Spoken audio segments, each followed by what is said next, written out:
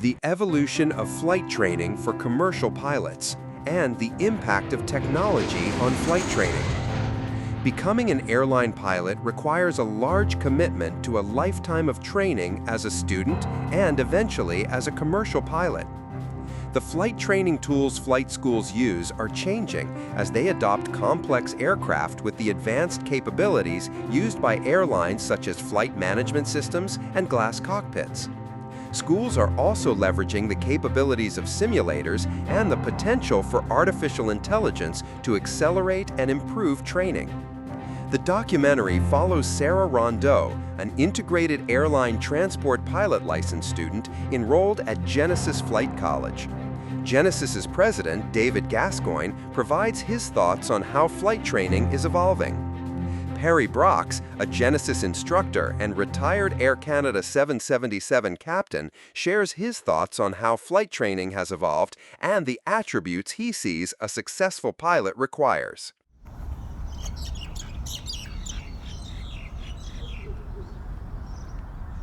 Everybody likes the view, but nobody wants the climb.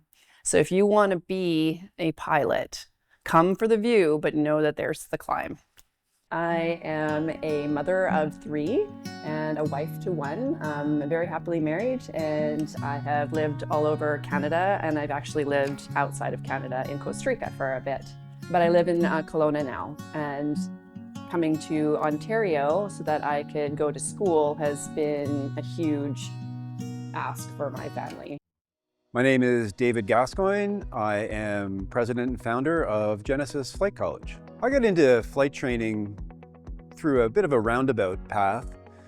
I was fortunate enough to grow up in the industry. I had family in the industry. I spent most of my summers growing up as a child at the airport, involved in aircraft, all things aircraft. So I really had a really fundamental exposure to aircraft and flight training. However, when I got out of university, I got involved in software, and in 2009, I was fortunate enough to sell my software company to a big multinational player and had the opportunity to reassess where I was going in life. It really became obvious in this evaluation and this process that the flight training world was still operating in old school technology. Schools were using aircraft and technology from the 70s and 80s, and there was a real gap in my assessment. And that really was the foundation for getting into flight training. Hello, my name is Perry Brox. I'm an instructor here at Genesys. So a little background on myself here. I retired from Air Canada in 2022 and continued working for Air Canada as a contract instructor. So I was an airline pilot for a better part of 45 years and accumulated 28,000 hours of flying. Started in aviation back in 1975, where I became an air cadet. And from the Air Cadets, I won a scholarship in gliding and also a scholarship in power. And my career then started, I enjoyed aviation, and my career just started there. And eventually I got hired in Air Canada in 1979, and that's where my career went. So what got me interested in aviation? I've been interested in aviation for a really long time. When I was a little girl, my parents split up, and so I'm a product of a dual family. Because of that, I went on planes when I was very little a lot by myself. So I was that kid that had the great big button that said, I'm traveling by myself. And my mom used to give me bubble gum and word searches. And I felt exhilarated when I was a little girl being in planes. And that's probably where it started. I did deviate and go into some other things through college and university, working with young offenders, and then I ended up having my own business for many, many years. But aviation always pulled me, and the act of travel always pulled me. For me, the act of traveling is exciting. When I go to airports and stuff, and my husband gets overwhelmed with all of the crazy and the people and the busyness, that I thrive on that. I think it's exciting. And when I worked at the airport, being a little part of everybody's special experience was super was a privilege. I got to be a part of people's lives when they were celebrating special occasions, weddings and stuff like that. And then I also got to be a part of times when people were being deported or were going because there was a family emergency. And when you're part of everybody's life in that way, it's extremely satisfying and rewarding. Anyways, because of that, I didn't think that I could get in aviation because I used to live in Ontario and I am not bilingual. So I thought that that was out of my reach. When I did go back to British Columbia from Costa Rica, I saw that there was a job with an airline and I snapped it up and put my name in right away. It was the first interview I had done in like 10 years because I had owned my own business. So I was very nervous. I went in and I actually got the job even though I was not bilingual. So I was really excited about that, to get the opportunity to go into aviation. Once I was in aviation and I saw how exciting it was and how much work it was, I truly didn't understand how much work it was. When you see somebody at gate and it looks like they're just talking and relaxing, it's like for a hot minute because as soon as it's go time, there's so much to do. Like I have a great deal of respect for a lot of the work that goes on in an airport and what makes people's journeys smooth. So that was extremely exciting to me. I loved my job. But then I was learning about the pilot shortage. As everybody knows, there's a pilot shortage, and I kind of got a little seed in my head that maybe I could go ahead and do that. So I started, and I was always talking to different pilots because when you go and work on gate assist, you're talking with pilots and they do these transfers when there's one crew going off an aircraft and another crew is going on. They have a debrief and they discuss what's going on with the aircraft. I remember one day there was a pilot that came off and he was talking to another pilot and I was standing there. They've always been respectful of us being CSAs. And he was talking to the pilot and he was doing his debrief. And it was something that had gone on that was concerning to the pilot. So I said, "Oh, what happened?" And he went, yeah, it's a lot. And I was like, okay, smiling. And inside of my head, I was thinking, I'm a smart person. I should be able to know what you were. Anyways, I really wanted to be a part of it. Now that I am, and now that I'm learning, I see that pilot wasn't being mean or rude. It's literally so much. And for him to explain one thing would mean he'd have to explain a whole concept. So I have a whole lot more respect what's going on in the air. Okay, so some of the sacrifices that I personally have had to do.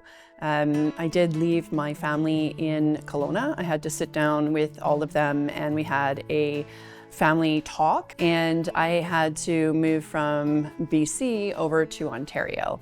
When I came to Ontario, some of the other sacrifices that I didn't think I'd ever have to do again is I became a roommate. I rented a room so that I could come to the class because it is a full-time course. I had to put my career that I had at the time on hold. I am on a special leave of absence so that I can go to school full time. And if you're going to be doing this, you really need to put a lot of time and effort. There's a great deal of studying. There is a great deal of focus that you need. The amount of work and effort and new material that you're going to learn with this career is astronomical. So you really need to be focused on it at all times while you're getting it done. So some of the challenges to get into this line of work is definitely the time and effort to do the studying, but you do need to have your finances in order. For me personally, my husband and I decided that we were going to put a second mortgage on our house so that I could have the money so that I could come here and study full-time to be the airline pilot that I'm trying to be.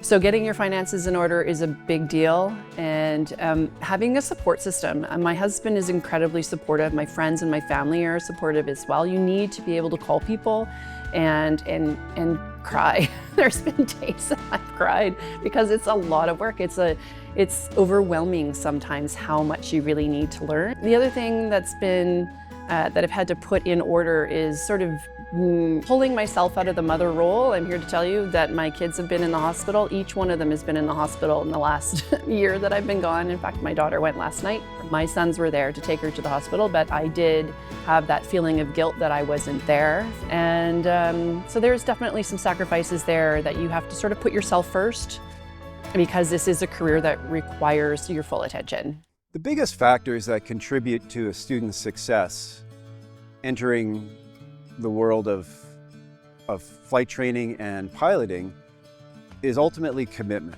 The training itself is quite challenging and moves rapidly through the syllabus.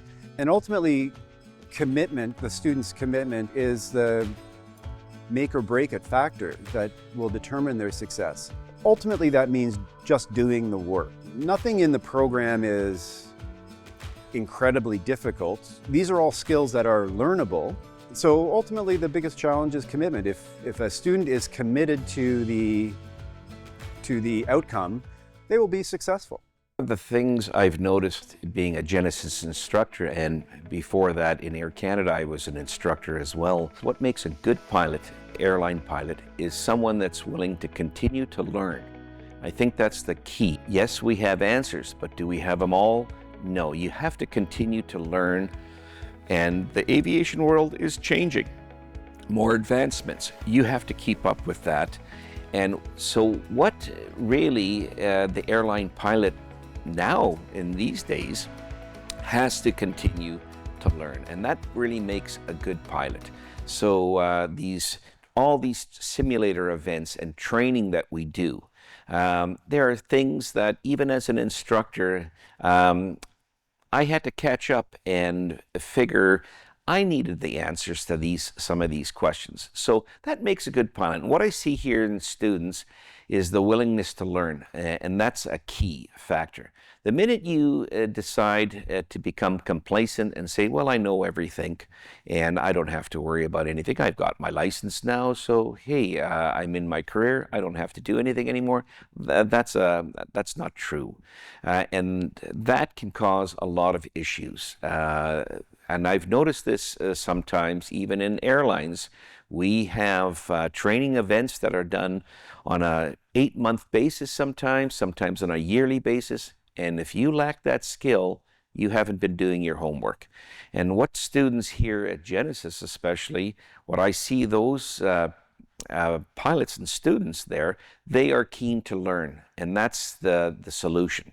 And if you're not in that state of mind, then you're going to have difficulty in that. You continually have to advance yourself, continually stay in the books, read what has come out, and learn. You know, one of the things I ask my students is, if I don't have the answer, let's look it up. And that's how you have to go, and that's the key to this aviation industry especially. And after that, you know, if you end up being stagnant and saying, well, this is it, I've done what I have to do, that's going to bite you in the end and hurt your career movement. So everything is based on you learning and continuing to learn. Your online courses at home, you need to be studious to do that. I find that the online portion is easy for me. I can focus and I can do that. Then there is the in-class portion, and obviously be on time and look the part, and you know, this is your job, treat it like a job. And that I don't have any problems with either. The flying and the skills, I found that I was a little bit trepidatious, or I was a little bit afraid of the ground. I didn't know until it took me a hot minute to learn how to land. So I found that to be very challenging. So there's some skills there. I think for me, that was my biggest thing to achieve, was becoming good and still working on my flight skills. I don't have a problem with the homework. Do be prepared though that the exams are real. They're not a joke. You need to prepare. There's a high levels or high amount of people do fail. And so that needs to be taken seriously. And because of that, and because I know that, I've actually taken the initiative to take even some extra courses and some extra direction to help me with my test prep for my exams that I've been doing. One of the things in training, in my side of the training side, I ended up with flying much older planes. At that time, it was considered analog planes. Yes, there's an advancement in certain cases. However, it was still what's considered old now. Right now in training, you're having a lot of glass. And what I mean by saying glass is everything is like digital. When you see these trainers behind us, they're all glass. There's hardly any dials. So my training evolved in the older days. It was basically all dials, and it involved a lot of scanning. And then from there we went to basically more digital. And as the computers evolved, like anything else, computers started to be introduced. Same thing with cell phones and so on. That's where the training is now. So at this stage of the game, it's very much digital.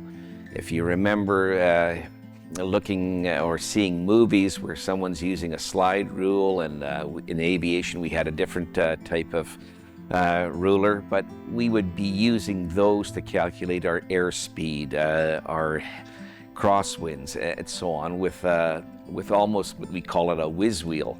And it was all manual. Now, all that information's given to you by a computer. You generally are a computer programmer. So when the student comes here and does work, he will program the route into the computer, and the computer is going to tell that pilot where they are, what the airspeed is, the altitude. You get so much information, so they have to have the skill to program all these computers and understand those computers. So it has changed. Benefits of the DA40 platform versus traditional trainers, the kind of old school trainers in the flight training environment, are fundamentally technological. Aircraft itself, the operation of the aircraft is still flying an airplane, wings and elevator and tail, etc. Those are transferable skills between aircraft. The instrument panel is the big difference. The goal of Genesys is ultimately to prepare students for direct entry into flying a jet. The environment of the DA40 is like a jet. They're better equipped in some cases than older jets flying today. Students are exposed to this technological environment of a glass cockpit and various pieces of technology within the airplane from day one. Of course, they won't use all that technology in day one. They're learning how to, land the airplane. But as the program progresses into the instrument flying and multi-engine flying, and ultimately into the jet transition part of the core learning that is happening in that environment that they're exposed to every day makes that transition to the jet world much easier, and really a natural transition at the end of the day. So fundamentally, that's the benefit that students receive from the DA40 platform, is preparation to move directly into a jet. I have the privilege of being exposed to really excellent technology. The plane that I happen to fly has the G1000, which is wicked awesome. In the olden days, there was a 6-pack, and that's 6 gauges that helped you navigate and fly. Nowadays, they have things like GPS, which is phenomenal. And because of that, we have this technology with the G1000, and puts it all into one place where you can easily look down in one place and get a lot of information with one glance. It's incredibly exciting. Now we have very precise computers that will help you, and you can see the runway on your computer even though you can't see it outside because of the weather. It's incredibly interesting. It's a lot of work. It's definitely a computer system. Like any computer system, there's a learning curve. You're gonna have to learn how to use the system and tell the plane how to act with your computer.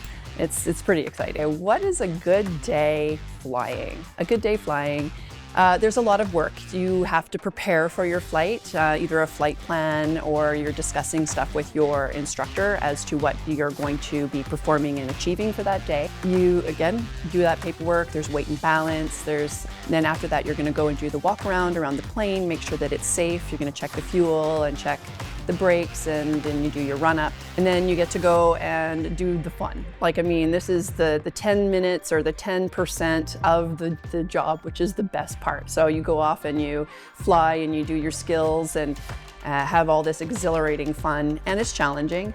And then of course you come back and then you're going to debrief with your instructor.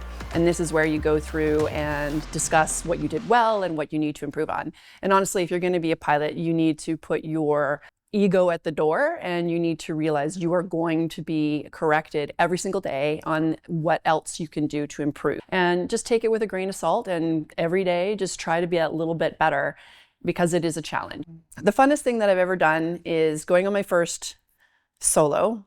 That was epic, and I was so proud of myself. And it took me a hot minute to get there because I was a little afraid to land the planes. I had a few extra lessons so that I could learn how to fly and land properly. So when I got to do my first solo, that was amazing. The other thing that is like my absolute favorite is spins. Like, spins are awesome. I have a video of it, and when you go do your spins for your PPL, you just have to be shown it.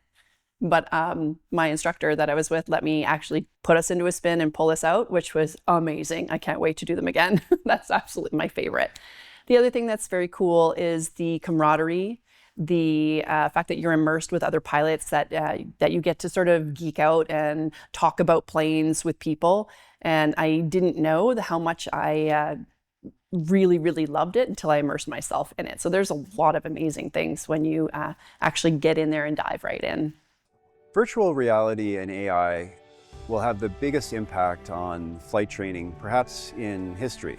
Genesys is investing heavily in this technology. We've partnered with one of the best firms in the industry developing this technology. We have brought in experts from around the world to bring a solution and environment to students that ultimately provide a better training platform than has been previously available. So what does this mean? What is this ultimately, what's the outcome for a student?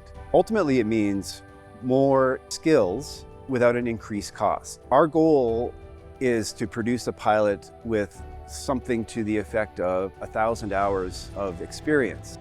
A flight training platform such as Genesys will produce a pilot with somewhere between 200 and 300 hours of experience, depending on which program they're in, and that is contained by cost. Every hour a student flies is a cost base. AI and virtual reality platform, at least in our model, the students can build their flight training hours without any additional cost. It's a kind of an all-you-can-eat platform for the students to practice skills and perfect skills prior to and after practicing those skills in the aircraft. So what we want to accomplish is graduating a student with a multiple times more experience than the traditional training environment without increasing costs. Flight training will evolve over the next 10 years and into the future, fundamentally based on the technology being brought forward with virtual reality and AI. Simulator training or past training has changed quite a bit. When I joined Air Canada, we were just starting into the simulators.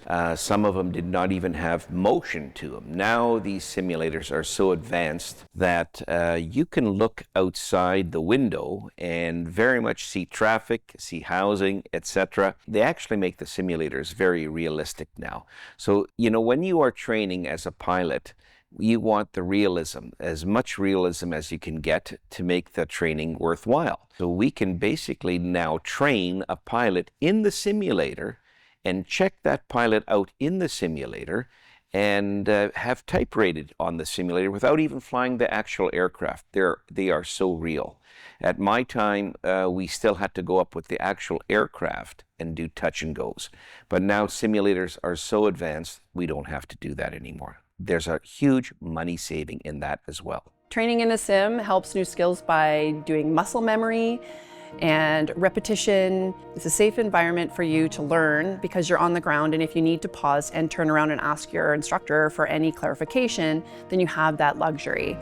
I'm very fortunate that I'm in a school that has more than one simulator. So we are very fortunate because we have access to them, and like I said, different different experiences. One is a sim where you have a wraparound and you're stationary and you feel what's going on in the aircraft, and then another one is virtual reality, which is like cutting edge. It's very cool. Certainly in the aircraft, we practice emergencies on every flight. Every flight lesson has one or two simulated emergencies that a student is expected to practice and develop knowledge around. In the simulator world, we can simulate the emergency in a much more realistic fashion, where the flight model, the aircraft can all simulate the emergency and simulate the response required. So the output is a better prepared student for those emergencies, and ultimately, that's what a pilot in this industry is paid for. The airplane is not that difficult to fly once the core skills are learned, but the pilot in the face of an emergency is the difference between life and death in some situations. And that particular skill, the emergency preparedness, is something that there is no limit to in terms of what is expected. And the simulator and virtual reality world builds on that to a level that is just not available in the aircraft itself.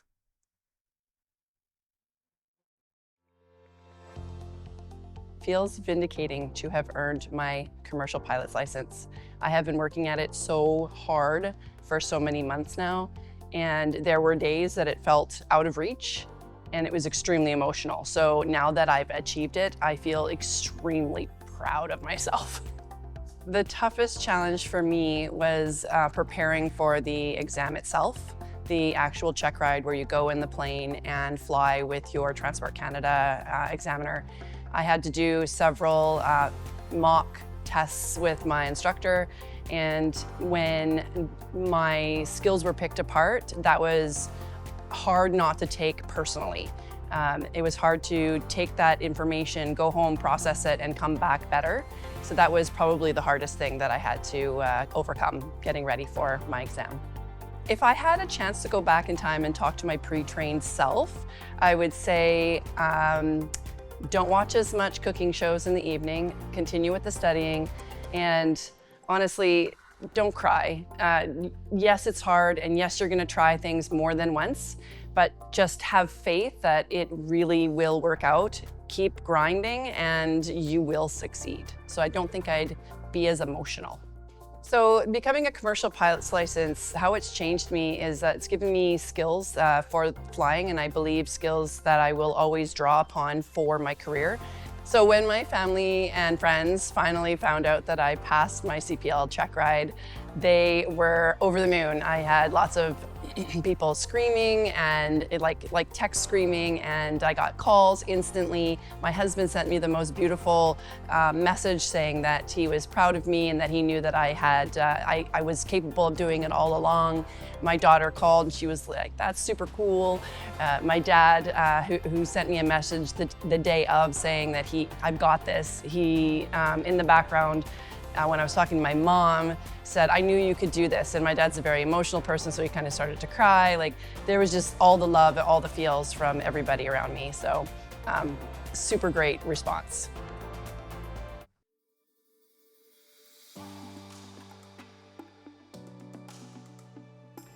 Good afternoon, everyone, instructors, staff, family, and fellow students, number 2 class. We made it. We survived the IATPL, the Integrated Airline Transport License Program, or as I've sometimes referred to it, it actually takes pretty long. When I started this course, I thought becoming a pilot would be mostly involved learning how to fly airplanes. And it did eventually, but first we had to survive ground school, studying METARs like they were ancient texts, and learning to hold a pencil, no pens beyond this point, and holding a map flying at the same time. We came into this program with different backgrounds and different goals and different approaches, but that is aviation. We're not about becoming the same. It's about learning to operate safely and professionally, even when your day is difficult and feels like a holding pattern. To our families, friends, and partners, thank you for supporting us through every early morning, late night cramming, semi-induced panic spiral, and unprompted aviation rant. You may not know what a VOR, an ILS, or an P180 is, or any number of abbreviated shorts that we say on the daily, but you listened anyway, and that means everything. You kept us grounded even when we were flying. To my own family, my amazing husband and kids, thank you for holding everything together while I was chasing this crazy dream. I know it hasn't been easy, and you carried more than your fair share, so I could be here. Thank you. I know that you made sacrifices. Sorry, guys.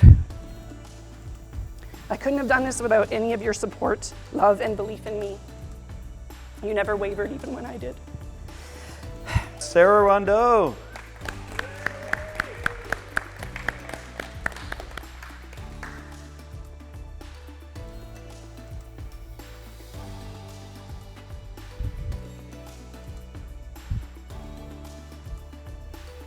All right.